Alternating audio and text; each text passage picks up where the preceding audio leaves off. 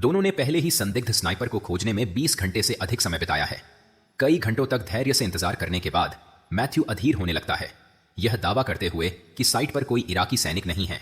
इसके बाद वह श्रमिकों के बिखरे हुए शवों को देखता है और निष्कर्ष निकालता है कि साइट पर इराकी सैनिकों के एक समूह द्वारा हमला किया गया होगा, जो अपने मिशन को पूरा करने के बाद पीछे हट गए। यह सुनकर आइसाक मैथ्यूज को शांत करने की कोशिश करता है। फिर वह एक सिद्धांत के साथ आता है कि चूंकि सभी श्रमिकों को हेडशॉट से मार दिया गया था, इसलिए इसके पीछे एक पेशेवर स्नाइपर है।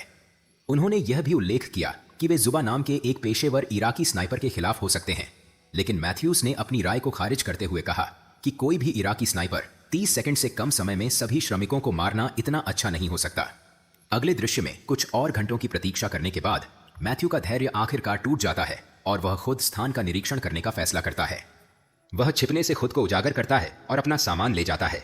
इसके बाद वह आइसाक को उसे पीछे से ढकने का आदेश देता है और निर्माण स्थल की ओर चलना शुरू करता है। जल्द ही मैथ्यूज घटनास्थल से आता है और सैनिकों और श्रमिकों के शव पाते हैं। वह मृत सैनिकों में से एक से रेडियो लेता है और आगे बढ़ता रहता है। इसकी को उसकी देखभाल करने में कठिनाइयों का सामना करना पड़ता है क्योंकि उसका दायरा अस्पष्ट हो जाता है।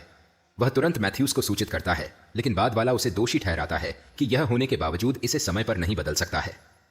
जवाब में इस्क ने उसे याद दिलाया कि यह दायरा उनके मृतक और प्रिय दोस्तों में से एक डीन का है और इससे जुड़े विभिन्न भावनात्मक मूल्य हैं। बाद में मैथ्यूज मृत शवों का निरीक्षण करता है और उन्हें सही हेडशॉट के साथ मृत देखकर हैरान हो जाता है। वह पास में एक स्नाइपर की संभावना के बारे में चिंता करना शुरू कर देता है और इस्क को इसके बारे में सूचित करता है। यह सुनकर इस्क ने सुझाव दिया कि वह जल्द से जल्द जगह से बाहर निकले। इसाक के ऐसा कहने के बावजूद मैथ्यू साइट के बीच में खड़ा है और संभावित दिशा का पता लगाने की कोशिश करता है। शॉट्स! आइसाक रेडियो से चिल्लाता है। मैथ्यूज को पीछे हटने का सुझाव देता है, लेकिन अब बहुत देर हो चुकी है। स्नाइपर मैथ्यूज को देखता है और उसके पेट में गोली मारता है।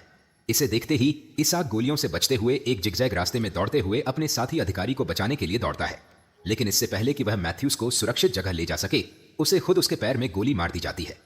इस वजह से वह मैथ्यूज को जमीन पर छोड़ देता है और किसी तरह एक दीवार के पीछे कूदने में सफल रहता है। इस बीच मैथ्यू ने आइसाक को आधार से संपर्क करने का सुझाव दिया और कहा था बैकअप और बचाव टीम के लिए। इसाक ने अपने दाहिने पैर पर गोली के घाव को नोटिस किया और खून को बाहर निकलने से रोकने के लिए उसके चारों ओर एक बेल्ट बांधने की कोशिश की।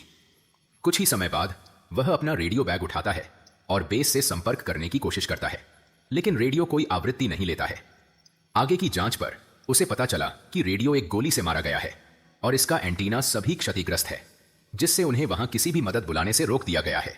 उसी समय मैथ्यूज इस्क से स्नाइपर को देखने के लिए कहता है ताकि वह उसे एक नाम ले सके।